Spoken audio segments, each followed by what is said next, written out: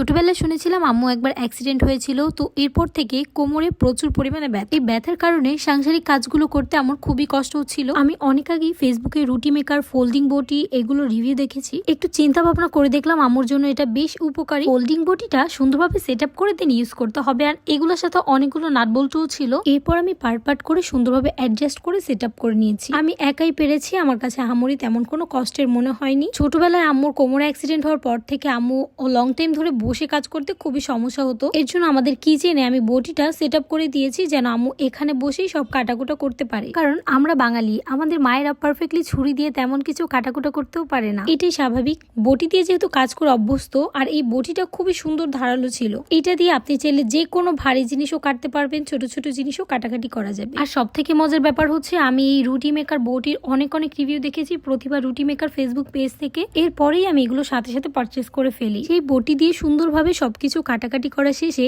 এবার রান্না করছে হাঁসের মাংস। আম্মুর হাতে বাটা মশলা দিয়ে এই হাঁসের মাংস রান্নাটা আমার মুখে সারা জীবন লেগে থাকবে। আসলে মায়েদের হাতে রান্নার কোনো তুলনাই হয় না। আমরা যতই বেশি ভালো রান্না পারি না কেন, মায়েদের রান্না অলওয়েজ বেস্ট। আমি এখানে কিছুই করছি না, জাস্ট ভিডিও করছিলাম আর নিজেকে একটু দেখাচ্ছিলাম, কারণ আমি তো এই রান্নার একদম বাইরে কোনো রান্না বান্না কিছুই করি না। জাস্ট আম্মু রান্না করে আর আমি দাঁড়িয়ে দাঁড়িয়ে দেখি। হাঁসের মাংস রান্না হতে হতে আম্মু রুটি মেকারে সুন্দর করে রুটি বানাচ্ছে। আমাদের বাসায় যেহেতু প্রতিদিনই নাস্তা করা হয়, নিজের হাতে রুটি বানানোটা অনেক বেশি টাফ হয়ে যায় আম্মুর জন্য। রুটি মেকারে খুব সুন্দর করে গোল করে রুটি বানানো যায়। অনেকেই ভাবে যে রুটি মেকারে হয়তো রুটি পারফেক্টলি হবে না, বাট আমি আনার পর দেখলাম যে চিন্তা ভাবনা পুরো পাল্টে গিয়েছে, কারণ রুটি মেকার অনেক সুন্দর করে রুটি বানানো হয়। ক্যাপশনে আমি ফোল্ডিং বটি আর রুটি মেকারের পেজটি মেনশন করে দিব।